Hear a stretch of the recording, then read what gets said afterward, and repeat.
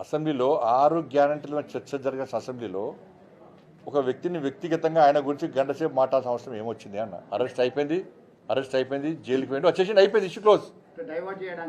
అంతే, 6 గంటల డైవర్ట్ చేయడానికే. ఇప్పుడు ఏమైనా చర్చ ఏమైంది? అసెంబ్లీలో దేని మీద చర్చ జరిగిందంటే అల్లు అర్జున్ చర్చ జరిగిందని ప్రజలు చెప్పుకునే పరిస్థితి వచ్చింది. వాళ్ళ ఆ చర్చ అవసరమా అని మేము అంటున్నాం. ప్రజా సమస్యలు ఉన్నాయి, అసెంబ్లీ దేనికోసం మాట్లాడుతున్నారు ఇవాళ? ఇప్పుడు ఇష్యూ అయిపోయింది, ఇష్యూ క్లోజ్ అయిపోయింది. అరెస్ట్ చేసారు, జైలుకి పోయాడు, జైలుకి వచ్చాడు. ప్రభుత్వం చట్టం తన పని తాను చేసుకుని చెప్పి ముఖ్యమంత్రి చెప్పాడు, చట్టం తన పని తాను చేసుకున్నది అయిపోయింది.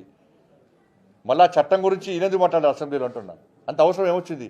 ఇది నాకు తెలిసి ఇది అల్లు అర్జున్ గారికి రేవంత్ రెడ్డి గారి మధ్యలో ఏదో చెడినట్టున్నది.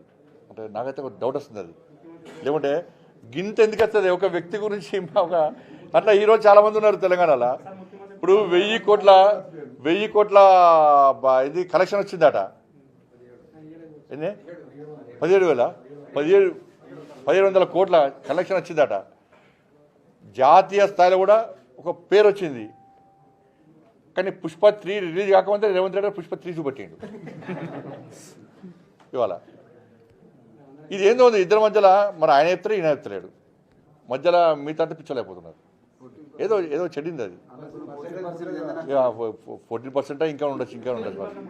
మరి రకరకాల జరుగుతుంది అది. దాని మీద ఇప్పుడు లాస్ట్కి ఏమే, ఎవరైతే ఫిర్యాదు చేసి ఉంటే ఆయనే కాన్ఫిడెంట్ తీసుకునే. ఇలా ఏమయ్యే పరిస్థితి వాళ్ళ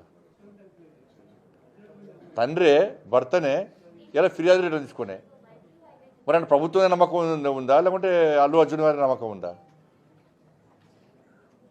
ప్రభుత్వం మీద నమ్మకం లేకనే కదా రిటర్న్ తీసుకున్నది. మరి నమ్మకంగా కుటుంబాన్ని కూడా నమ్మకం విశ్వాసం కుదుర్చగలిగిపోయింది ప్రభుత్వం ఇది, చేతకాని ప్రభుత్వం ఇది.